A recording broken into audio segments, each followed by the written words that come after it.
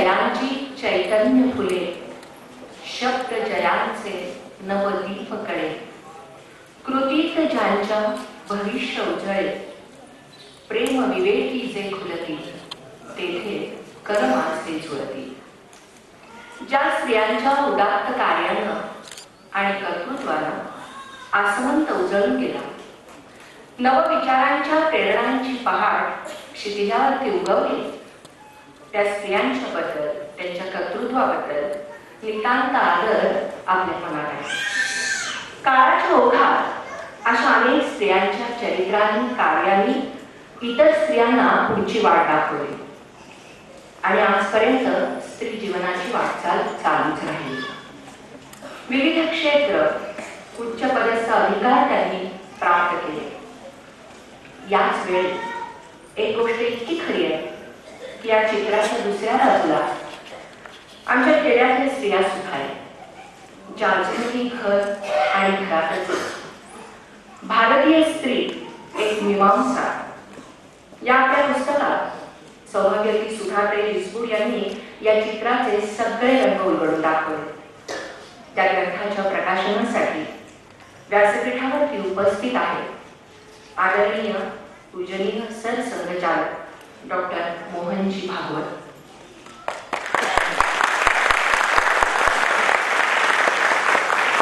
आदरणीय doctor देहूरकर sir, लेखिका सौभाग्यवती सुधाताई विसबूड आणि प्रकाशक रवींद्र घाटपाडे, आपण सर्व विविध क्षेत्रातील मान्यवर, निमंत्रित मंडळी, मी डॉक्टर सुप्रिया आत्रे आपण सगळ्यांचे मनापासून स्वागत करते. कैलासवासी आदरणीय डॉक्टर वीरा करंदीकर, आज मोठ्या दुःखानं आम्हाला त्यांच्या नावामागे कैलासवासी असं म्हणावं लागतंय. डॉक्टर करंदीकर यांचा आणि स्नेहल प्रकाशनाचा अत्यंत जिव्हाळ्याचा संबंध. ते आमचे मार्गदर्शक तर होते, पण स्नेहल प्रकाशनवर त्यांनी अक्षरशः पितृवत प्रेम केलं. स्नेहलनी त्यांची 14 पुस्तकं प्रकाशित केली. विचार विश्वातील भ्रमंती हे त्यांचे शेवटचं पुस्तकही स्नेहल प्रकाशनचं. करंदीकर सर हे संघाचे प्रचारक होते. परमपूज्य डॉक्टर हेडगेवार यांच्याशी त्यांचा प्रत्यक्ष संवाद होता. आदरणीय डॉक्टर पूजनीय हेडगेवार, आदरणीय पूजनीय गोळवलकर गुरुजी आणि आदरणीय पूजनीय बाळासाहेब देवरस या तिघांवर 3 सरसंघचालक हे त्यांचं पुस्तक खूपच गाजलं. या 3 व्यक्तिमत्वांच्या बरोबर रामकृष्ण आणि स्वामी विवेकानंद ही त्यांची अधिदैवत होती. सच्ची, बुद्धिवादी आणि ध्येयनिष्ठ असं त्यांचं व्यक्तिमत्व होतं. पुन्हा यात्रिकाचा जीवन संवाद हे त्यांचं आत्मचरित्र खूपच प्रेरणादायी आहे. त्यांच्या रूपाने संत साहित्याचे उत्तम समीक्षक आपल्यातून निघून गेले आहेत. आपण सर्वजणांनी 1 मिनिट जागेवरच बसून मनोमन श्रद्धांजली अर्पण करूया.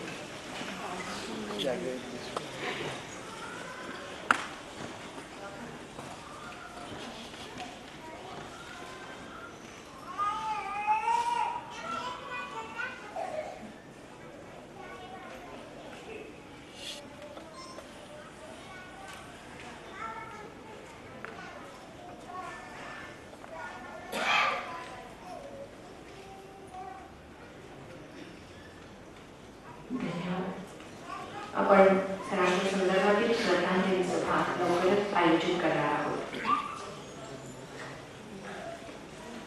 आपण आजच्या कार्यक्रमाची सुरुवात दीप प्रज्वलनाने करतो. व्यासपीठावरील सर्व आदरणीय आणि सन्माननीय व्यक्तींना मी दीप प्रज्वलन करण्याची विनंती करतो.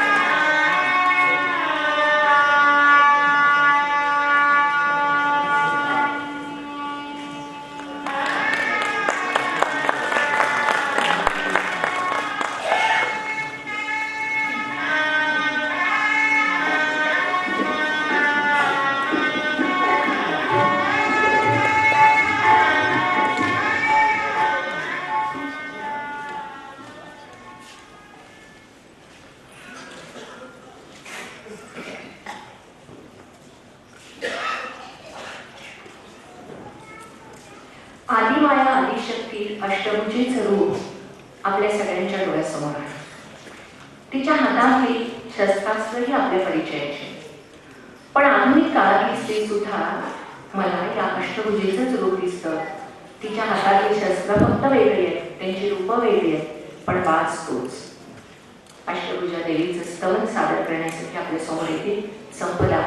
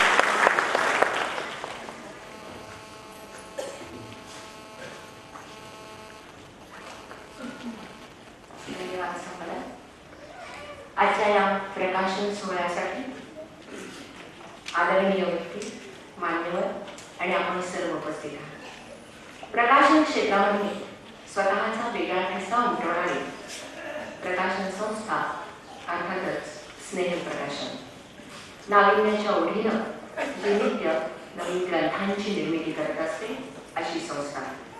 आमच्या आजच्या या आनंदामध्ये, समाधानामध्ये सगळ्यांना सहभागी करून घ्यावं आणि त्या निमित्तानं आपल्याशी संवाद करावा म्हणून मी या ठिकाणी आमंत्रित करते स्नेह प्रकाशनचे रवींद्र घाटपांडे.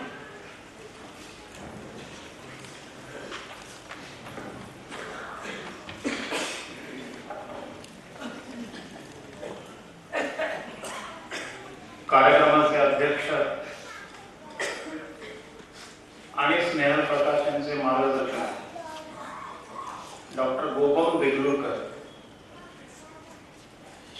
पूजनीय सरसंघचालक डॉक्टर मोहनजी भागवत,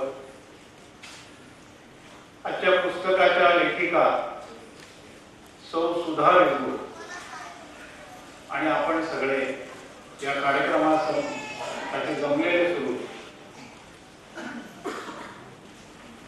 स्नेहल प्रकाशन एक ध्येय घेऊन चाललेली संस्था आहे.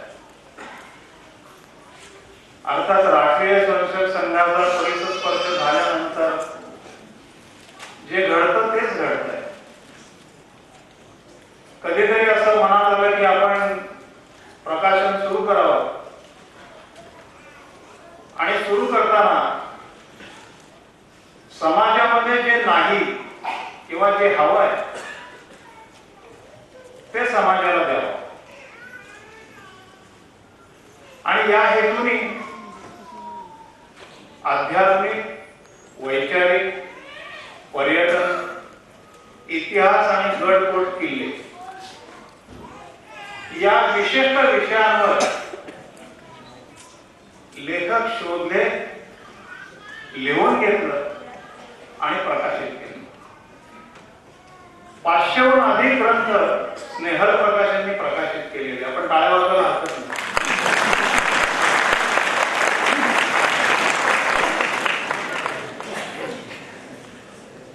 एक ध्येय आहे आणि म्हणून ज्या वेळेला गेल्या काही दिवसामध्ये संपूर्ण देशभर स्त्री विषयक विशिष्ट विषय घेऊन किंवा काही घटित घडले त्यामुळे जी चर्चा चालू आहे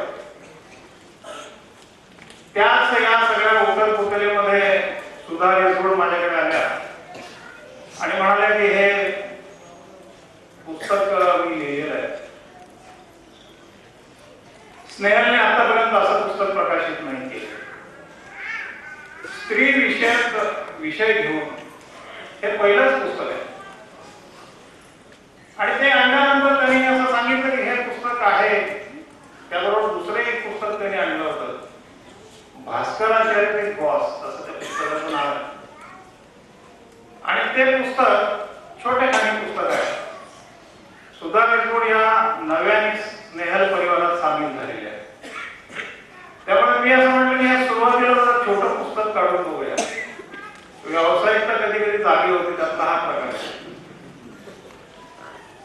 पण त्यांचं जे पुस्तक चाललं त्यावेळेला असं लक्षात आलं की हे आपण केलं पाहिजे आणि म्हणून आता जे सगळ्या गोष्टी चालू आहे त्याच्यामध्ये ही एक आपण समाजामध्ये हा स्रोत एक दिला पाहिजे, चिंतनाची दिशा एक समाजासाठी दिली पाहिजे आणि म्हणून हे पुस्तक प्रकाशित करण्याचा आम्ही घाट घातला. आमचं परम भाग्य आहे की आज परमपूजनीय सरसंघचालक या कार्यक्रमासाठी उपस्थित आहे. हे स्नेहलचं, स्नेहल परिवाराचं आणि व्यक्तिगत घाटपंडित कुटुंबियाचं देखील भाग्य आहे.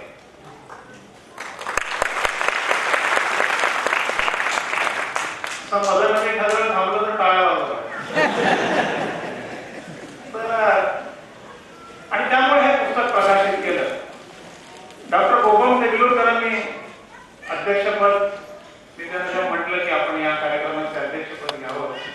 त्यांनी ते त्वरित मान्य केलं कारण ते स्नेहल परिवाराचा एक घटक आहे. देगलूरकरांचा परिचय आमचा जुना आहे आणि त्यांच्या सतत मार्गदर्शनाखाली ज्या काही गोष्टी असतात त्या आम्ही करत असतो आणि मग आज हा प्रकाशन समारंभ ठरला की स्नेहलच्या दृष्टीने अतिशय भाग्याची गोष्ट आहे. पुन्हा एकदा मी परमपूजनीय सरसंघचालकांना धन्यवाद देतो की या कार्यक्रमाला त्यांनी त्यांच्या सगळ्या कार्यव्यस्त याच्यामध्ये वेळ दिला. देगलूरकर या ठिकाणी आले आणि सुधा विरगुड यांनी हे पुस्तक लिहून हा प्रकाशन समारंभ घडून आणण्याची संधी आम्हाला दिली. त्याबद्दल त्यांचे मी मनपूर्वक आभार मानतो. आपण सगळे या ठिकाणी आलात, आपले आभार मानतो. धन्यवाद.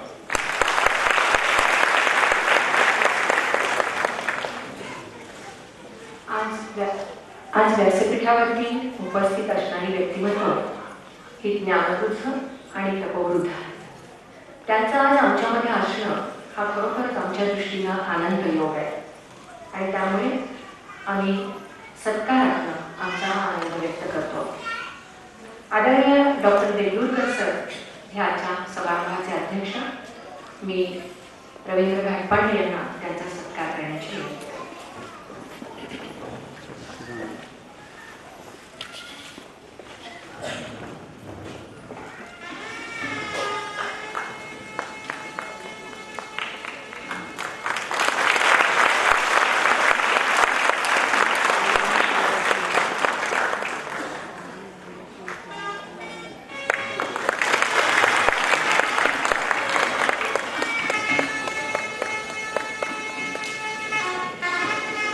आजचे आपले प्रमुख मार्गदर्शक आहेत आदरणीय पूजनीय सर संघचालक डॉक्टर मोहनजी भागवत.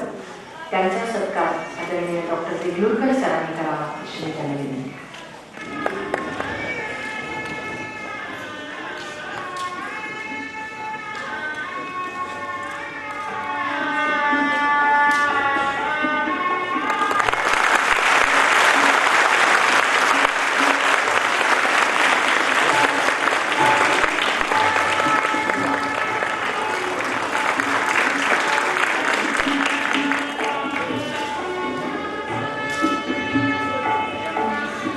भारतीय स्त्री एक मीमांसा या पुस्तकाच्या लेखिका सौभाग्यवती सुधाताई विसपूर यांचा सत्कार आदरणीय पूजनीय सर संघचालक मोहनजी भागवतांनी करावा अशी मी विनंती.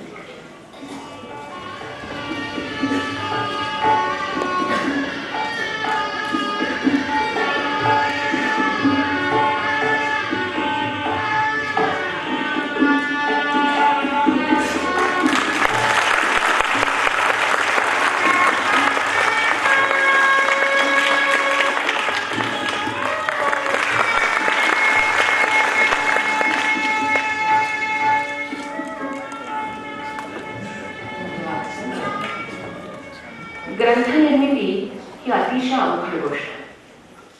अविश्रांत परिश्रम करून संशोधनाच्या मार्गानं हे विचारधन लोकांपर्यंत पोहोचवणं म्हणजे एक प्रकारे निर्मितीच्या कळाच भोगणं असतं. आपल्या अभ्यासपूर्ण लेखणीतून सौभाग्यवती सुधाताईंनी हा ग्रंथ सिद्ध केलाय.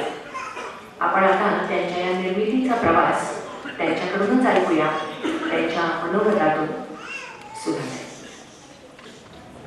परमपूजनीय सरसंघचालक आदरणीय श्री देगलूरकर सर, स्नेहल प्रकाशनाचे श्री रवींद्रजी घाटपांडे आणि बंधुभगिनी, खरं सांगायचं तर आज इथं उभं राहून बोलण्यापेक्षा श्रोत्यांमध्ये बसून ऐकणं मला अधिक आवडलं. पण पुस्तकाबद्दल सांगणं हे पुस्तकाची लेखिका म्हणून माझं कर्तव्य आहे आणि म्हणून तितपतच मी बोलणार. या विषयावर लिहिण्याची प्रेरणा मला पूजनीय सरसंघचालकांच्या भाषणांमुळे मिळाली.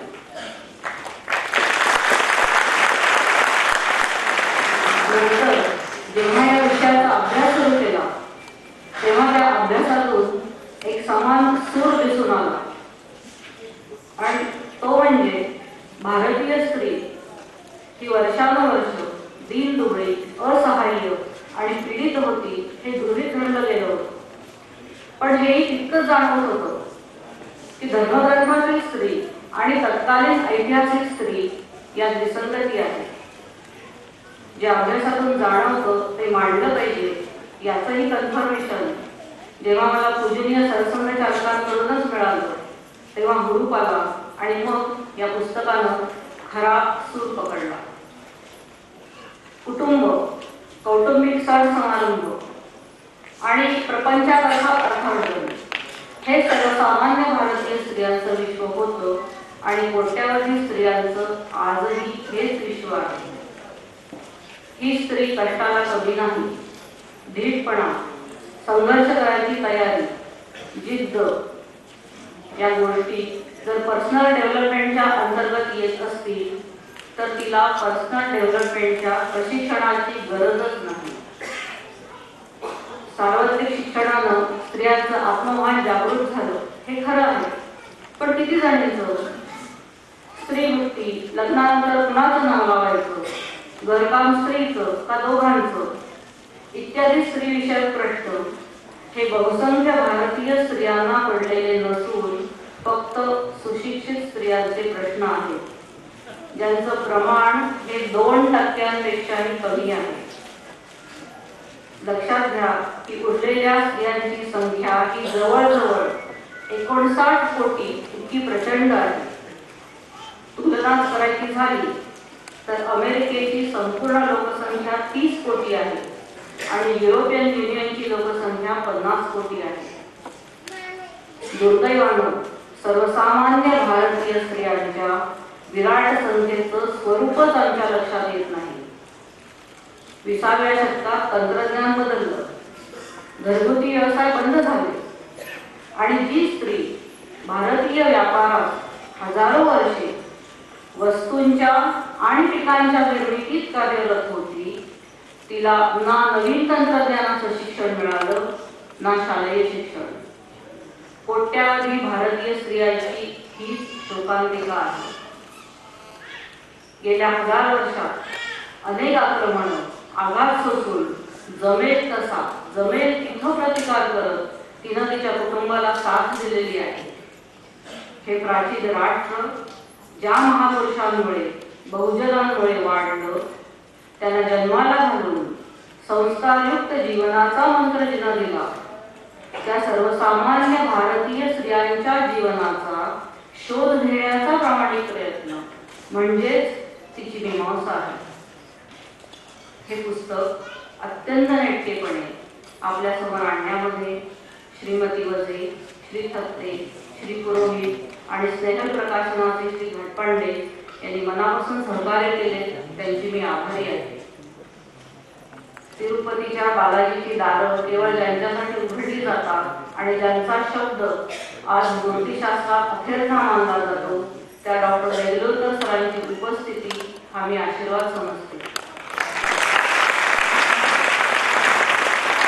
पूजनीय सरसंघ चालकांनी आपल्या अत्यंत व्यस्त कार्यक्रमातून वेळ काढून या पुस्तकाच्या प्रकाशनाचे निमंत्रण स्वीकारले, याबद्दल धन्यवाद देण्यापेक्षा त्या ऋणात राहणे मला अधिक योग्य वाटते, कारण पुढील अभ्यासासाठी ते प्रेरणा देणार आहे. वाचकांचा प्रतिसाद तेच लेखकाचे बळ असते, ते मिळो ही ईश्वरचरणी प्रार्थना. धन्यवाद. निर्मितीचा प्रवास नेटकेपणानं मांडणाऱ्या सुधाताईंनी कशा प्रकारचं हे पुस्तक सादर केलं असेल याची कल्पना थोडक्यात आपल्याला आली. आता मी आदरणीय सरसंघचालक पूजनीय डॉक्टर मोहनजी भागवत यांना विनंती करते की आपल्या शुभ हस्ते या ग्रंथाचं त्यांनी प्रकाशन करावे.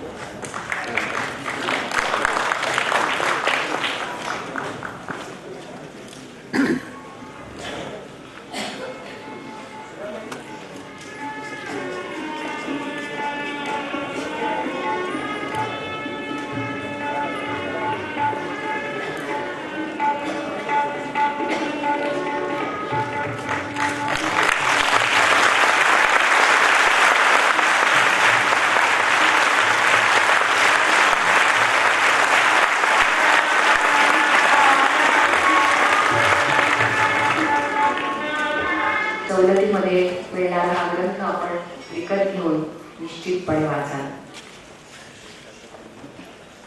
डॉक्टर गोरक्ष बंडा महाराज देगलूरकर प्राचीन भारतीय इतिहास आणि पुरातत्व या विषयात डिग्री मिळवणारे महाराष्ट्रातले पहिले व्यासंगी अभ्यासक.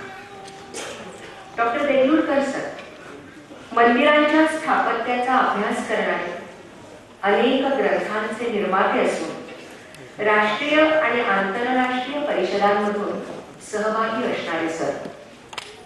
जिजामाता विद्वत गौरव पुरस्कार, नानासाहेब पेशवे पुरस्कार, नर फाटक इतिहास पुरस्कार आणि विद्याव्यास पुरस्कार मिळवणारे आणि सध्या डेक्कन कॉलेज अभिमत विद्यापीठाचे अध्यक्ष असणारे देगलूरकर सर.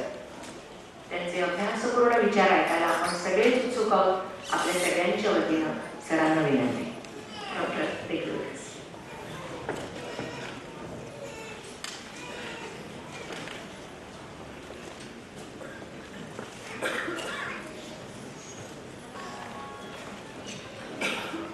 नमस्कार.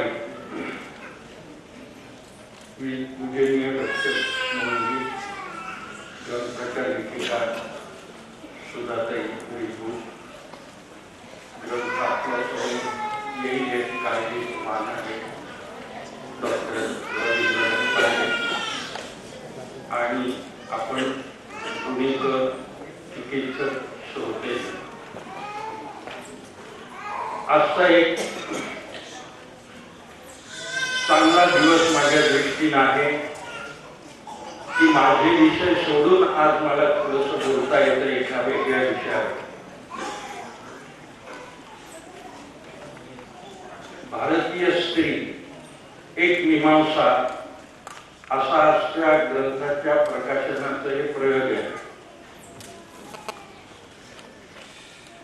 थोडासा अधिक विचार केला तर मीमांसा याचे दोन भाग आहेत. एक पूर्व मीमांसा आणि दुसरी उत्तर मीमांसा.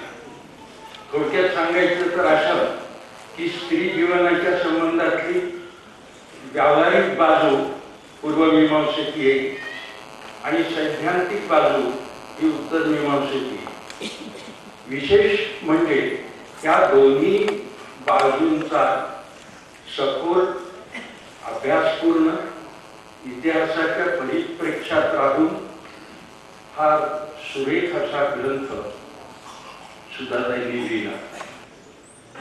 या ग्रंथाचं वैशिष्ट्य आपल्याला उलगडत जाणारच आहे. पण एक गोष्ट आवर्जून आपल्याला सांगावी लागते ती अशी की हल्ली या विषयावर खूप उहापोह झालेला आहे, होतो आहे, चर्चा झडता आहे, वाद होता आहे. असं असून सुद्धा या विषयाचा ज्या दृष्टीने विचार व्हायला हवा, भारतीय संस्कृतीच्या पार्श्वभूमीच्या संदर्भात विचार व्हायला हवा, असा विचार फार क्वचित होतो. हल्ली विद्वानांना सुद्धा थोडं सनसनाटी असं प्रमेय मांडावं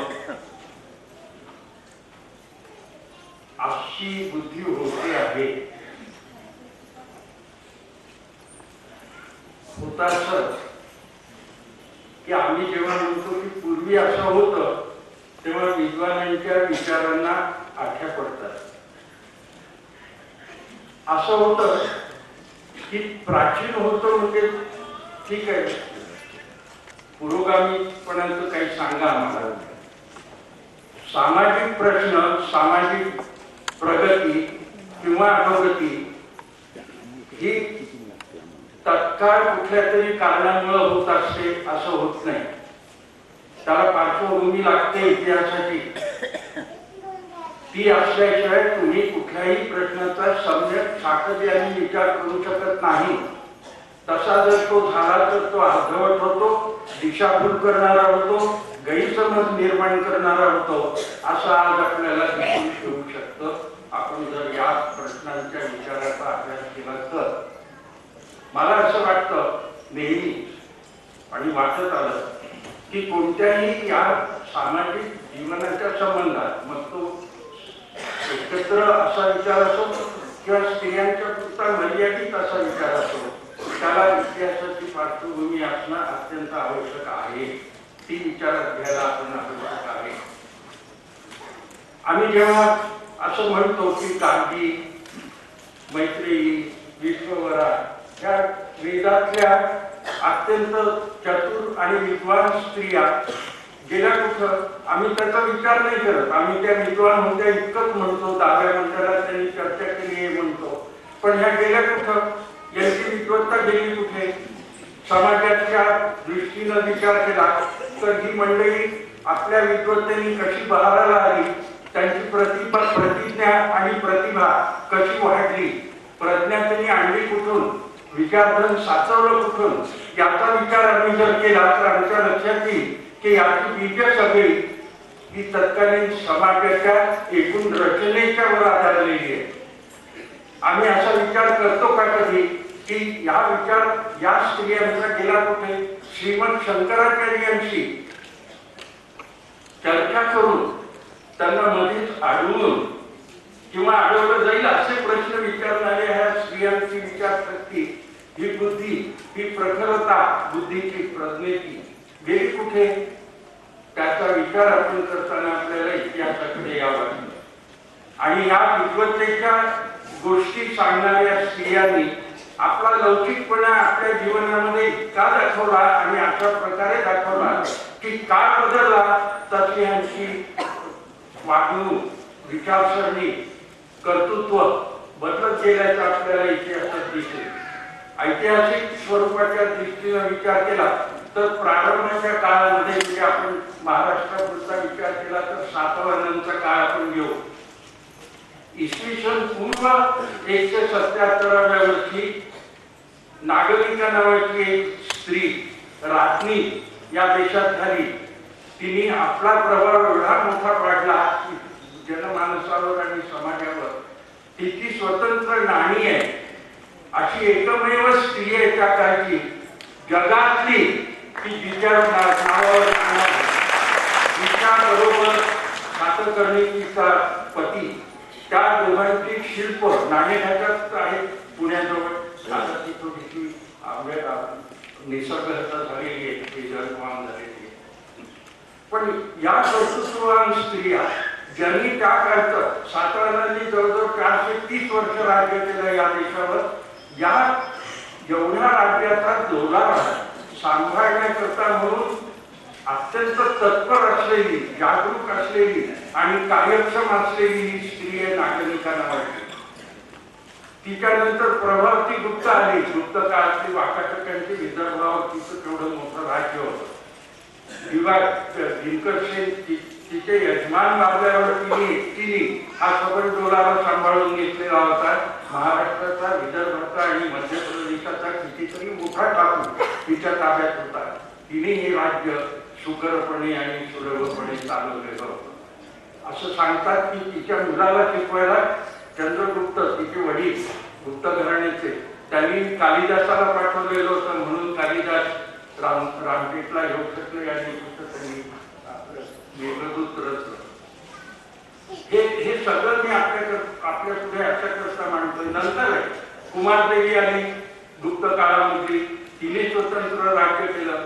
या सगळ्या स्त्रिया राज्यकर्त्या, बदामीच्या तालुक्यांच्या स्त्रिया राज्यकर्त्या झाल्या. स्वतंत्र आपल्या ताकदवर त्यांनी राज्य त्या काळात केलेलं होतं.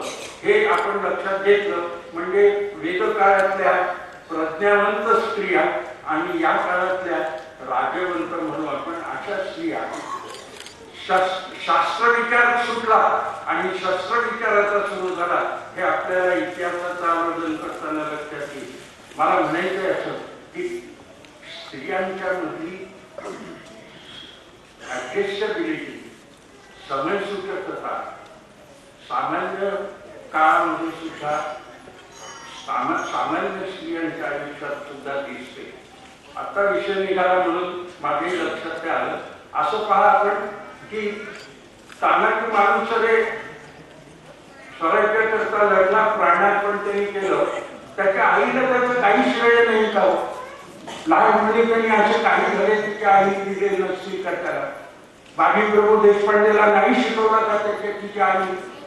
जिजामातेचं आम्हाला माहिती आहे. पण महाराष्ट्रामध्ये घरोघरी खेडोपाडी अशा स्त्रिया आहेत की ज्यांनी त्या काळात त्या आपल्या मुलांना उद्युक्त केलं स्वराज्य मिळवून देण्याकरता. म्हणून छत्रपती शिवाजींच्या मागे उभं राहण्याकरता, प्राणपणाने लढण्याकरता म्हणून या स्त्रियांना इतिहासात स्थान नाही का?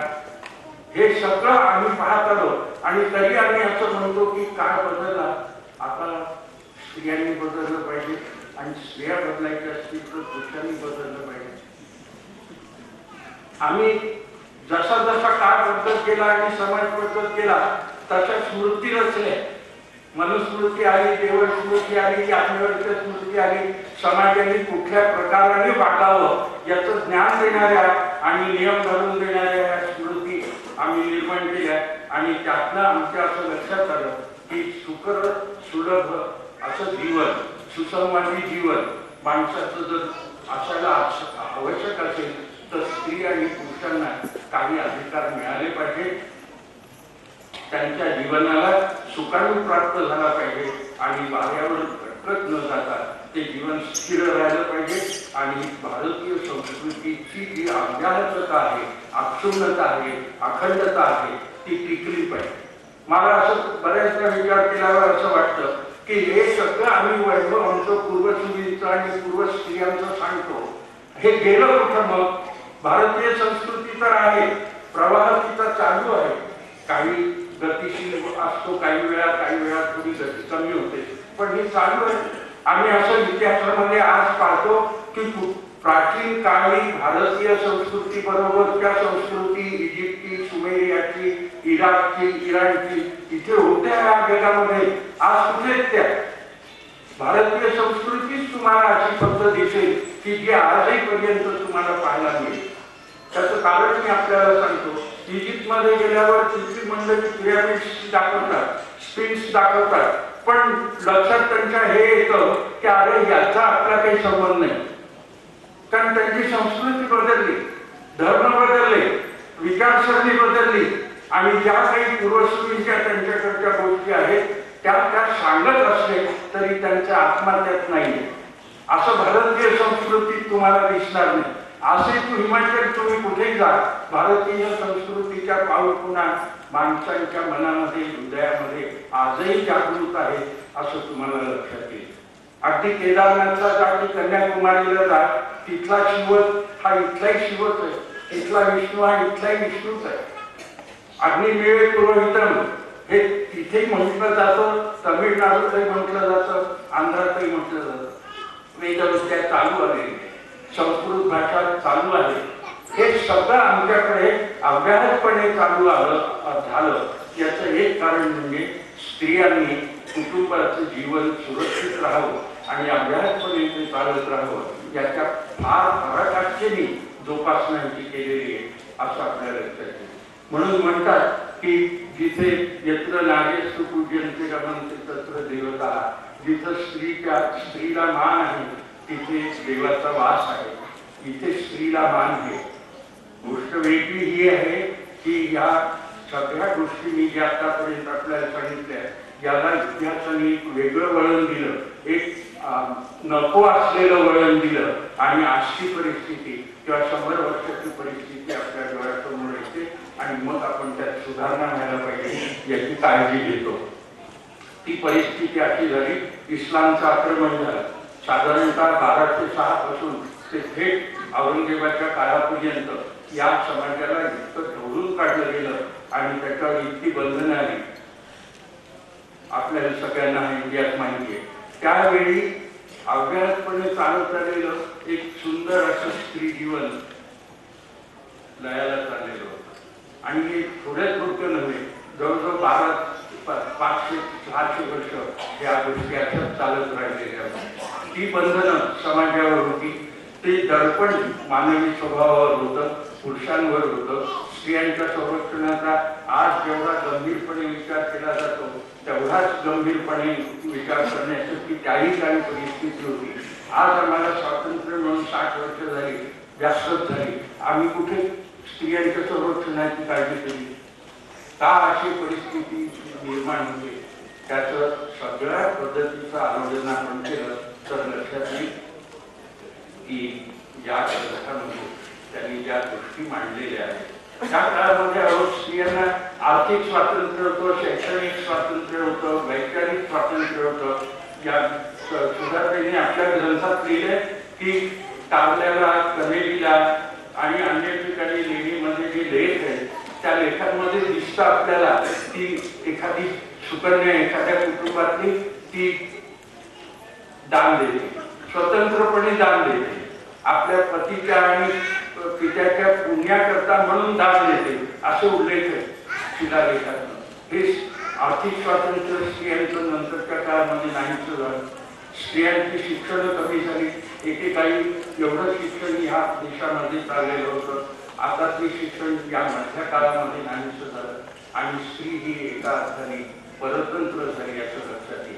पण यातनं सुधारणा माहिती झाली तर भारतीय संस्कृतीच्या मूल्यांचा विचार आपण केला पाहिजे आणि तसा जर विचार आपल्याला करता आला तर आनंदीबाई जोशी सारखी एखादी भारतातली पहिली डॉक्टर ज्याला आपण म्हणतो बाई निर्माण केली. अमेरिकेत ती गेली, 3-4 वर्ष तिथे राहिली, मेडिकलचं शिक्षण तिने घेतलं, पण आपला वेश, आपली वेशभूषा, आपली विचारसरणी, आपली संस्कृती, आपली अस्मिता, आपला धर्म तिने कायमचा केला. ती म्हणाली याला धक्का नाही लागला. मी जाती तिने इथं समाजपाठ कार्यक्रमात म्हटलं होतं की मी जाईन हिंदू म्हणून आणि येईन परत हिंदू म्हणून. आपण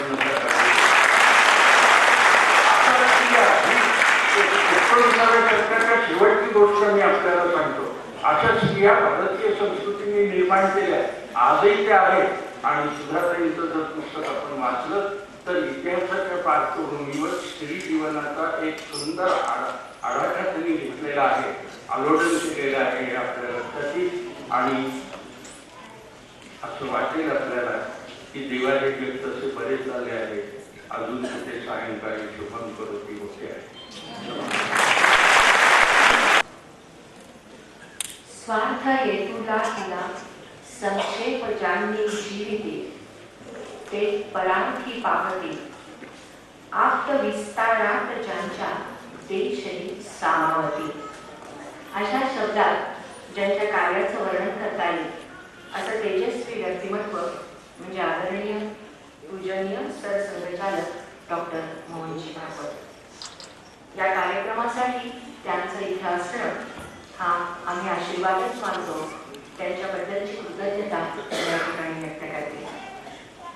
जणू चालता बोलता इतिहास असं त्यांना म्हणावं असे आदरणीय देगलूरकर सर, त्यांचे प्रेरणादायी विचार आपण सगळ्यांनी ऐकले. सगळ्यांच्याकडनं सरांच्या बद्दलची आदराची भावना मी व्यक्त करते. अनुभव संपन्न ज्ञानवंत अशांच्या प्रेरणा घेऊन अभ्यासपूर्ण अशा भारतीय स्त्री एक मीमांसा या ग्रंथाचं प्रकाशन आणि ते संपन्न झालं. या ग्रंथाचं मुखपृष्ठ केलंय श्री मोहन थत्ते यांनी, तर अक्षर जोडणी केली आहे सौभाग्यवती धनश्री पुरोहित यांनी. त्यांचेही मनापासून आभार. प्रकाशनासाठी खास आदरणीय अशा अनेक व्यक्ती, विविध क्षेत्रातले मान्यवर आज आमच्यामध्ये उपस्थित आहेत. त्यांच्याबद्दलचाही आदर मी इथे व्यक्त करते. तसेच ज्या ज्या व्यक्तींनी आम्हाला या प्रकाशनाच्या कार्यक्रमासाठी मदत केली त्या सर्वांचे मनापासून आभार. आपण सर्वजण तर नेहमीच आमच्या पाठीशी असतात. स्नेहल प्रकाशनासाठी हा लोक असा सदैव असूया. सुरुवातीला गायलेली सरस्वती वंदना आणि शेवटी असणारं पसारेदार आपल्यासाठी सादर करणाऱ्या संपदा ठिटे यांचेही मी मनापासून आभार मानते आणि त्यांना व्यासपीठावरती सत्कार स्वीकारण्यासाठी आमंत्रित करते. आदरणीय सरस्वती चालकांना विनंती करते की त्यांनी कृपया त्यांचा सत्कार.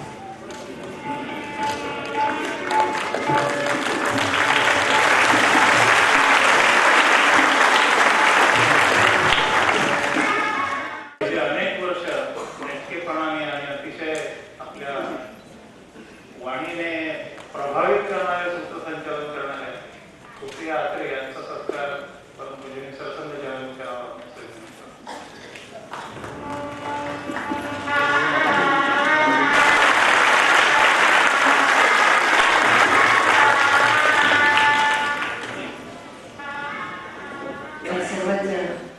आदरणीय सरसंघचालकांचे मार्गदर्शन ऐकण्यासाठी उत्सुक आहात. आपल्या सगळ्यांच्या वतीने